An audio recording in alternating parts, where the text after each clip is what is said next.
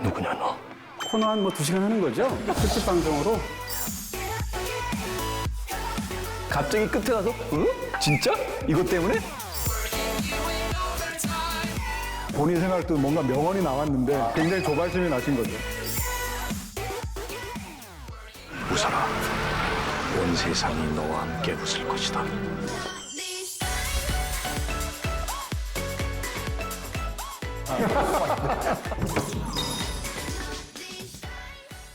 네, 이제 K무비가 전 세계 영화계 판도를 뒤흔들고 있죠. 그래서 OK 극장에서는 세계를 홀린 K무비 주역들 특집을 준비를 했습니다. 이 이야기를 좀 본격적으로 나눠보기 위해서 정말 어렵게 두 분을 모셨습니다. 이렇게 나란히 앉은 게 정말 오랜만인 것 같은데요. 셋이 나란히 앉은 게 한 10년? 10년? 오랜만에 김태우 씨 또 이렇게 뵙는 것이 너무 즐겁기도 했고요. 주상철 씨께서 코너를 또 확실하게 책임져 주신다고 해서 무덤만 가면 되겠구나 이런 심정으로 편한 마음으로 왔습니다. 녹화 전에 이야기를 해봤는데 다 같은 생각인 것 같아요. 묻어가면 되겠구나라는 생각으로.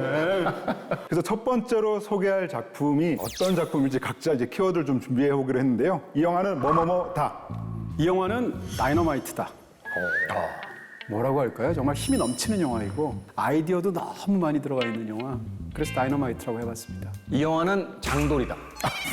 이거 너무 스포일러 아니에요? 어떤 영화인지 알겠어? 장돌이라고 한마디밖에 안 했는데? 이분들 대단한 영화광들이시군요. 네, 그럼 저도 조금 더 헛갈릴 만한 키워드 하나 드리겠습니다. 이 영화는 산낙지다. 아, 이렇게 하면 되는 거였군요. 괜히 어렵게 나는 감추려고. 어쨌건 첫 번째 시간 그 전 세계를 홀린 K무비 첫 번째 작품은 바로 올드보이입니다. 올드보이.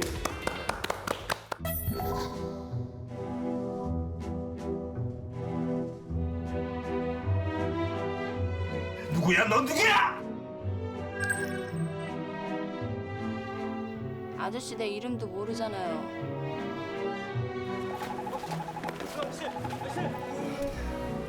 잘 가라 오대수. 내가 누구냐? 안 돼요. 스스로 알아내야죠. 이도는 진짜로 오대수를 사랑하게 된 걸까요? 저도 사실 이 영화 보고 나서 가졌던 기분은 흥분했어요. 그러니까 그 이전까지 우리가 보지 못했던 한국 영화의 어떤 에너지, 계속 몸에서 아드레날린이 나오는 듯한 그런 기분으로서 이 영화를 봤던 기억을 가지고 있습니다. 올드보이가 원작이 있잖아요. 재미없어요. 자꾸 틀린 질문만 하니까 맞는 대답이 나올 리가 없잖아. 만화에서 등장하는 것은 이제 감금한 이유가 중요한데 이 영화는 감금한 이유가 아니고 풀어준 이유가 중요한 영화로 이야기를 바꿈으로 인해서 완전히 다른 이야기가 됐어요. 왜 이유진은 오대수를 가뒀을까가 아니라 왜 풀어줬을까란 말이야. 초강력 반전이 있는데 그 반전이 너무 엄청나서 와 이게 어떻게 해서 관객들한테 다가갈까 이게 제일 궁금했었던 기억이 납니다. 네, 올드보이는 정말 세계 영화제를 돌면서 정말 많은 상을 수상을 했는데요. 그 중에서도 역시 칸 영화제 심사위원 대상을 수상한 것을 빼놓을 수가 없겠는데요.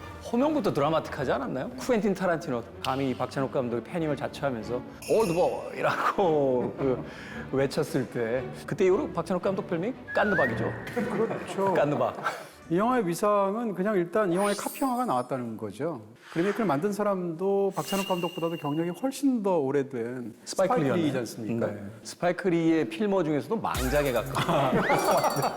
근데 스파이크 리의 장면을 보면 예를 들어서 그 유명한 장도리 액션 장면 같은 것도 보면 그 장면을 거의 오마주하다시피 만들었어요. 그 장면만 봐도 얼마나 거대한 그림자로 올드보이가 그런데 영향을 드리고 있는지를 보여주는 것이고요. AB형 손들어라. 어서 가라. 피 많이 흘렸다. 그 장면 하나만 가지고도 설명을 했을 때 박찬욱 감독의 어떤 뛰어난 연출이 또 돋보였던 것 같아요. 박찬욱 감독은 그 장도리 씬의 압도적인 어떤 장면을 만들어낸 뒤에 엘리베이터 앞에 섰을 때 문이 열면서 다시 거기 이제 폭력배들이 타고 있거든요. 근데 그때는 액션씬을 보여주지 않아요. 다음 컷으로 이어지면 그들이 그냥 다 쓰러지는 장면으로서 그 다음 컷을 연결시키는 걸 봤을 때 같은 장면을 연출했을 때도 야 천하의 스파이크 리보다 우리 박찬욱 감독이 얼마나 뛰어난 연출력을 보여줬는지 저는 그 장면으로도 지금 오랫동안 기억이 되고 있습니다. 네, 그럼 이제 이 영화의 어떤 본격적인 키워드를 저희가 하나씩 골라오기로 했었는데요. 제가 꼽은 키워드는 바로 오대수, 그 자체입니다. 오대수인데요. 대수. 사실 오대수라고 하는 이름 자체가 제가 볼 때는 이미 스포일러를 하는 그 이름 같아요. 영화 속에서 최민식 씨가 직접 하잖아요. 오늘만 대충 수습하고 살자. 오대수. 내 이름이 왜 오대수냐면은 오늘만 대충 수습하면서 살자. 이래서 오대수거든. 그렇게 이제 표현이 되기도 하지만 신화에서 봤던 그 오이디푸스라고 하는 이 5글자를 오대수로 줄인 것은 아닌가. 연희야, 아빠가 내가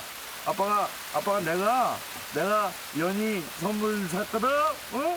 문학적이고 어떤 신화적인 세계를 불어넣으려는 그런 시도가 아니었을까라는 생각이 들어서 오대수를 꼽았습니다. 지금 우리가 말하고 있는 올드보이라는 영화는 그리스 비극 같은 영화거든요. 그렇죠. 인간의 운명을 다루고 어떻게 생각하면 거기서 헤어나올 수 없는 어떤 무력감에서 나오는 짙은 페이소스가 있고 이런 영화란 말이에요. 저도 그 지점을 이 영화가 가진 가장 그 훌륭한 매력이자 이제 전 세계인들이 이 영화에 공감할 수밖에 없는 지점이라고 생각을 했던 건 뭐냐면 내가 너희 누이한테 정말 죽을 죄를 졌다. 미도가 이 사실을 알면은 너희 너 머리털끝부터 발톱까지 이 지구상 동서남북 어디서도 네 시체를 찾을 수 없을 거야. 우진아, 내가 잘못했다. 결국 이제 그 오대수라는 인물이 이제 자신의 혀를 직접 자르잖아요. 이 모든 것의 상황이 벌어지게 된 그 최초의 출발점으로 가면 바로 그 새치 혀에 의해서 어떤 이야기를 흘리게 되고 그 이야기가 결국 비극을 잉태하게 되는 이런 과정인데 그것이 어떤 악의에 의해서 이루어졌다기보다는 일상 속에서 흔히 할 수 있는 어떤 행위를 부주의함이죠, 통해서 부주의함. 그럼에도 불구하고 결국은 자신의 인생이 이제 파탄에 이르게 되는 어떤 그 나약한 인간에 대한 모습들 이것이 사실은 그리스 비극적인 어떤 그 내용과 함께 가장 관객들의 마음을 흔든 부분이 아닐까. 특히 마지막 장면 같은 경우에 그 최민식 배우의 그 표정이 굉장히 오묘하잖아요. 뭐 웃는 듯 우는 듯 그런 표정을 짓게 되는데 그 장면의 어떤 비하인드 얘기를 들어보니까 기억이 완전히 지워져서 모르는 것 같은 표정이기도 하고 아니면 기억이 안 지워져서 아는 채로 포옹하는 것 같기도 한 그런 두 가지 해석이 다 가능하게끔 연기를 해달라라고 이제 박찬욱 감독님께서 요구를 하셨는데 최민식 배우가 그럴 거면 당신이 하시라 라고 했더니 그걸 내가 할 줄 알면 내가 배우를 하지 왜 연출하겠냐 라는 식으로 또 이렇게 대답을 하셨다고 하시더라고요. 네. 내가 얼마나 미웠을지 이해할 만하다. 두 번째 키워드는 제가 들어보도록 하겠습니다. 군만두와 산낙지입니다. 네? 살아있는 게 먹고 싶다고 했다. 사실은 그 대사와 함께 이 산낙지 장면 굉장히 인상적이잖아요. 산낙지를 산채로 정말 우걱우걱 이제 씹어먹는 장면. 외국에서는 굉장히 많은 화제가 됐었어요. 극장에서 뭐 이렇게 뛰쳐나갔다, 뭐 졸도했다 하는 이야기가 들려오기도 하는데. 전 별종인가 봐요. 얘가 왜 이러지? 저는 그 장면도 굉장히 인상적이었다고 생각하게 되는 게 뭐냐면 사실은 이제 군만두라고 하는 조리된 음식을 15년 동안 먹었던 한 남자가 세상에 나와서 제일 먼저 찾게 되는 게 살아있는 음식을 이제 찾게 되는데 그것이 저는 이전까지의 오대수와 이후의 오대수를 완전히 그 바꿔놓는 하나의 어떤 상징적인 사건처럼 느껴졌어요. 그 삶에 대한 어떤 그 엄청난 에너지를 그 뿜어내는 장면 같다라는 생각을 했거든요. 그리고 당시에 또 최민식 씨의 엄청난 그 수상소감도 있었잖아요. 그 장면을 완성시키기 위해 장렬히 산화한 산낙지 몇 마리에게 심심한 애도의 마음을 표한다라고 해서 또 한번 웃기도 했던 그런 기억도 나네요. 근데 올드보이가 정말 훌륭하고 훌륭한 감독들이 진짜 훌륭한 이유는 이런 음식들도 사실 이야기와 기능적인 어떤 부분뿐만 아니라 맥이 완전히 다 있다는 겁니다. 산낙지를 그냥 그 상황에서 관객들을 재밌게 만들어주려고 먹었다. 그럼 그냥 신기한 장면에 불과하잖아요. 아무것도 아닌 거예요. 앞에 장면이 중요한 건데 누구냐 너? 난 일종의 학자죠. 오대수학 학자. 오대수 권위자. 그 직전에 이우진이 전화를 해서 자기를 거의 갖고 놀았거든요. 그렇죠. 그 상황에서 이 분노를 낙지를 먹으면서 표현한 게 있고 보고 싶어요. 빨리 오세요. 더 중요한 것은 사실상 그 장면에서 산낙지는 이우진의 비유가 되고 있거든요. 거대한 빨판처럼 자기를 사로잡고 떨어지지 않게 통제하고 있는 인간인 거예요. 그렇기 때문에 그 장면이 중요한 거지 이것을 배우가 7마리를 먹었니 4마리를 먹었니 이런 것들은 사실은 그냥 가십에 불과하죠. 맞아요? 아직 씹지도 않았다. 군만두도 마찬가지입니다. 이 만두를 보면 만두 자체가 하나의 완벽하게 폐쇄적으로 닫힌 세계란 말이에요. 소를 넣어서 만두피로 감싼단 말이에요. 그러니까 이것은 바로 직전에 감금 상태에서 나오게 된 오대수의 처지하고도 관련이 되어 있고 심지어는 영화가 그런 걸 비주얼적으로 조크도 해요. 농담도. 처음 나오게 될 때 옥상에서 이 수트케이스 안에 오대수가 들어가 있다 나오지 않습니까? 수트케이스는 사실상 만두피예요. 거기서부터 비어져 나오는 걸로 배워주고 있는데 그걸 일부러 부감으로 보여주지 않습니까? 이런 식으로 이야기나 어떤 주제랑 완벽하게 붙어 있다는 측면에서 사실은 굉장히 훌륭한 연출적인 선택이라는 거죠. 네, 그럼 세 번째 키워드로 들어볼까요? 네, 제가 준비한 세 번째 키워드는 복수입니다. 네, 박찬욱 감독이 국제적으로 막 알려지면서 사람들이 박찬욱 감독을 별명으로 불렀을 때 우리는 깐느박이라고 부르지만 미국에선 미스터 벤전스라고 불렀거든요. 복수 씨라고 불렀는데 그런 이름이 붙을 정도로 이 복수 3부작이 워낙 유명하고 그중에서 가운데를 이루는 작품이 올드보이지 않습니까? 네. 근데 이 영화를 다 보시고 나면 이 영화에서 과연 진정한 복수가 뭔가에 따라 사람 생각이 다 다를 수 있어요. 복수가 다 이루어지고 나면 어떨까? 아마 숨어있던 고통이 다시 찾아올 거야.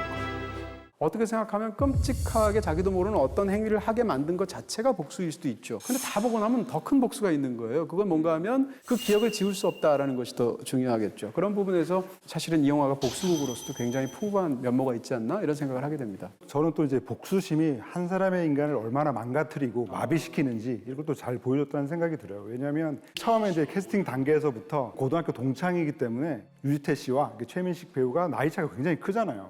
근데 동창인 게 말이 안 된다라고 이렇게 얘기를 했는데 에이, 별로 재미없다. 그냥요, 하던 얘기나 마저 하죠.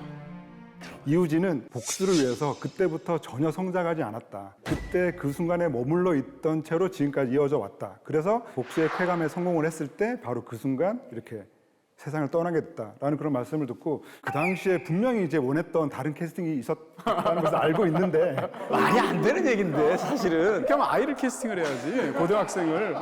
우진아, 우리 동창이잖아. 어? 2살짜리 정도 차이가 나는 당시의 최적의 배우는 사실 한석규 씨예요. 그 당시의 기준으로 보면. 근데 한석규 씨가 일단 안 한다고 그랬죠. 그리고 그걸 포함해서 그 비슷한 연령대의 남자 배우들이 10명 이상 거절한 걸로 제가 알고 있고 돌고 그 풀이 없으니까 밑으로 내려가서 유지태 씨가 된 거거든요. 어떻게 보면 얼굴 자체가 캔버스라고 말할 수 있을 것 같은 그런 최민식 같은 거대한 배우에 맞서서 유지태 씨도 굉장히 좋은 연기를 하지 않습니까? 연기적인 측면에서도 훌륭한 영화가 아닌가 싶습니다. 네, 그럼 이 영화에서 각자 꼽는 이 영화의 한 방 골라보는 걸로 하죠. 다 같은 장면이 나올 것 같아서 제가 선점하도록 하겠습니다. 이 영화의 첫 장면이죠. 왜냐하면 그 장면이 가지고 있는 여러 가지 어떤 의미성을 떠나서 강렬한 첫 장면에 이미 관객들은 빨려 들어가기 시작하거든요. 그 박진감 넘치는 음악과 함께 오광록 씨의 넥타이를 잡고 최민식 씨가 내 얘기 듣고 가라 라고 하는 그 장면은 이 얘기를 하고 싶다고 했더라. 네. 이름 정말로 한국 영화 역사상 가장 훌륭한 첫 장면 중에 하나가 아니었나. 오광록 씨의 대사도 아주 훌륭합니다. 아저씨! 아저씨! 네, 올드보이 명장면 너무 많은데요. 제가 제일 좋아하는 장면은 이우진이 스스로 목숨을 끊는 장면. 너희도 그럴 수 있을까? 매치컷이라고 그래서 시각적인 부분이든 청각적인 부분이든 어떤 것을 매칭시켜서 장면을 전환하는 편집이나 촬영 기술. 히치콕 감독이 그것을 이제 너무 잘하는데 한국에서 매치컷을 제일 잘하는 사람이 저는 박찬욱 감독이라고 생각해요. 근데 그 장면은 어떻게 교차 편집이 되어 있냐면 오래전에 어린 그 나날로 가서 자기 누나가 떨어져 죽을 때 그 손을 마지막으로 간절하게 잡고 있는데 어느 순간 현재의 이우진인 그 유지태 씨가 잡고 있는 걸로 나오죠. 근데 결국 힘이 빠지니까 손을 덧쳐서 놓치게 되지 않습니까? 그 누나가 죽게 되는데 그 누나를 놓친 손, 그러니까 죄책감의 손이죠. 그 손으로 이렇게 권총처럼 잡고 머리에다 대고 쏘는 신용을 하면 과거의 그 장면이 현재로 연결이 되면서 엘리베이터 속에서 총을 당긴 현재의 유지태가 죽는 걸로 되어 있단 말이에요. 사실 그러면서도 그 장면은 어떤 원죄와 현재의 결과라는 것으로서 그렇죠. 완벽하게 이어지잖아요. 맞습니다. 네. 소문을 퍼뜨려서 누나를 죽게 한 그 혀가 잘림으로써 그 죄의 값을 받게 되고 누나를 놓쳐버린 그 손이 결국은 자신을 응징하게 되면서 역시 그 파국에 이르게 되는데 그 원죄와 결과가 이어지는 그런 세계관이야말로 이 박찬욱 감독이 그걸 영상적으로 거의 완벽하게 만들어내고 있다 이렇게 볼 수 있겠네요. 뭐 저도 한 방을 꼽자면 사실 그 두 분이 지금 제가 좋아하는 장면을 다 꼽으셔가지고 이런 장면은 빨리빨리 얘기해야 돼요. 예, 맨 마지막이 제일 불리합니다. 그러네요. 네, 볼수록 제가 마음에 드는 장면이 어떤 장면이냐면 그 오대수가 이제 감금방에서 드디어 나와가지고 되게 그 껄렁껄렁한 아이들하고 싸움이 붙잖아요. 나와. 싸움이 붙은 다음에 쓰러져요.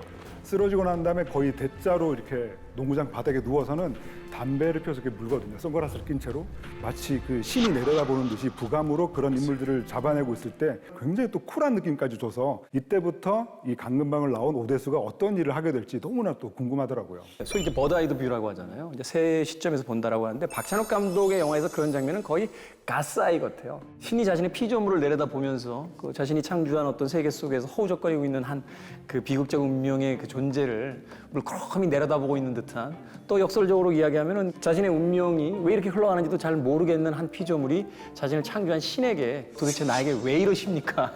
라고 묻고 있는 듯한 그런 장면처럼 또 이해가 되기도 합니다. 그리고 또 제가 또 홍콩 영화를 좋아하다 보니까 그 올드보이가 홍콩에서 개봉을 했을 때 홍콩 개봉 제목이 뭐였을까 찾아봤거든요. 뭐예요? 세 글자였어요. 원죄범, 원죄를 저지른 자. 제목이 스포일러 아니에요? 그런 거 아닌가요? 너무 스포일러인데 원제봉이에요. 이상한 사람들이네. 차라리 부녀 사이 이렇게 하지. 이렇게 세계를 홀린 K무비 주역들 특집 첫 번째 작품으로 올드보이를 꼼꼼하게 살펴봤는데요. 다음에는 어떤 K무비와 만나게 될지 기대해 주시죠. 그럼 다음 주에 만나요. 오케이. 제작비를 저축은행에서 내나요?